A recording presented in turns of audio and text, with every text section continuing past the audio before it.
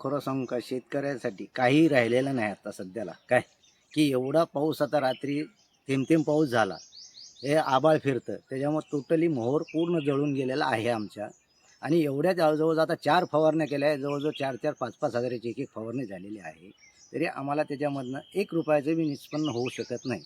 आणि जी आता फळ लागलेलं आहे ती सुद्धा आता गळायला चालू झालेलं आहे पावसामुळं.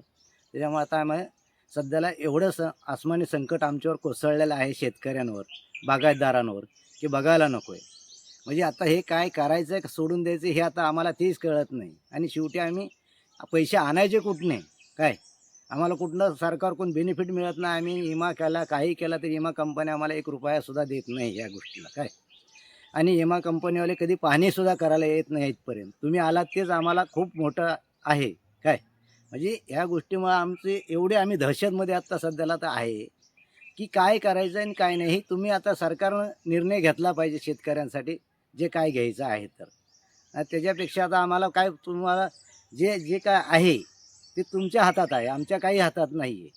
कारण एवढं आता तुम्ही समोर बघा मोहोर किती जळला आहे आणि काय आम्हाला फळ आहे. आज मला सांगा 4-5 हजाराची फवारणी एक वेळेसची म्हणल्यावर 4-5 फवारणीचे झाले किती पैसे सांगा. ते सुद्धा आम्हाला त्यातनं 1 रुपया बी निघत नाही आहे.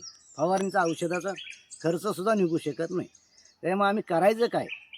आता हे आम्ही सध्याला काय झालं आहे, म्हणजे आमची आता आत्महत्या करायची वेळ आली का काय करायची वेळ आलेली हे बघायला पाहिजे आता. कारण ह्याच्यापुढं आता आमचा पर्याय राहिलेला नाही आहे सर. कारण आहे ते आंबा गेला तर मला सांगा आम्ही करायचं काय, खायचं काय? आमचा खर्च जर निघत नाही आहे, आम्ही स्वतः घरातनं पैसे घालतो आहे काय. म्हणजे आम्ही कष्ट करून सुद्धा आम्ही लोकांकडून व्याजानं पैसे काढून आणतो आहे आणि ते जगवतो आहे झाड. कारण निसर्ग म्हणून. पण ते निसर्ग बी आम्हाला साथ देईना, झाड बी आम्हाला काहीच मदत कराना.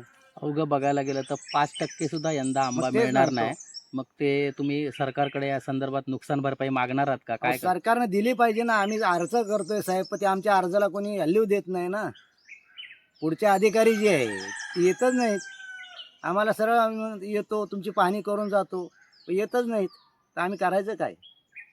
अधिकारी, कृषी अधिकारी तर कधी आमच्या बागेत येत नाहीत सांगा.